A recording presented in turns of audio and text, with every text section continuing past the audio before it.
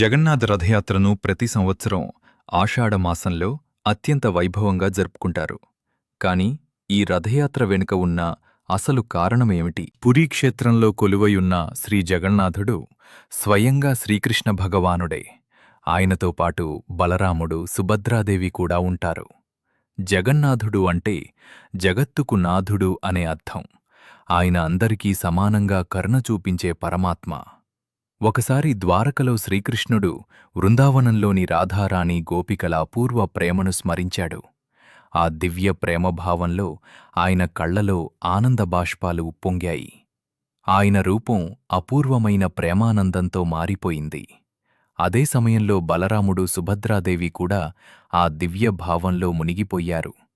ఈ దివ్య రూపమే నేటి జగన్నాథుడు, బలభద్రుడు, సుభద్రాదేవి విగ్రహాల రూపంగా ప్రసిద్ధి చెందిందని గౌడీయ వైష్ణవ సంప్రదాయం వివరిస్తుంది. రథయాత్రకు మరో గొప్ప కారణం ఉంది. ప్రతి సంవత్సరం జగన్నాథుడు తన అన్న బలరాముడు, చెల్లెలు సుభద్రతో కలిసి ప్రధాన ఆలయం నుండి గుండిచా ఆలయానికి రథాలలో ప్రయాణిస్తాడు. గౌడీయ వైష్ణవులు గుండిచా ఆలయాన్ని వృందావనానికి ప్రతీకగా భావిస్తారు. అంటే ద్వారకలో ఉన్న శ్రీకృష్ణుడు తన ప్రియమైన వృందావనానికి తిరిగి వెళుతున్న దివ్య లీలను ఈ రథయాత్ర సూచిస్తుంది. ఈ యాత్రలో మరో అద్భుతమైన సందేశం దాగి ఉంది. సాధారణంగా భక్తులు దేవుడి ఆలయానికి వెళ్తారు. కాని రథయాత్ర రోజున భగవంతుడే తన భక్తుల వద్దకు వస్తాడు. కులం, మతతం, ధనిక, పేద అనే భేదం లేకుండా ప్రతి ఒక్కరికీ దర్శనం ఇవ్వటానికి వీధుల్లో సంచరిస్తాడు. అందుకే జగన్నాథుణ్ణి పతిత పావనుడు అని కూడా పిలుస్తారు. పురాణాలు చెప్తున్నాయి, భక్తితో జగన్నాథుని రథాన్ని లాగడం, రథయాత్రను దర్శించటం లేదా భక్తితో జై జగన్నాథ అని స్మరించటం ద్వారా అపారమైన ఆధ్యాత్మిక పుణ్యం లభిస్తుంది.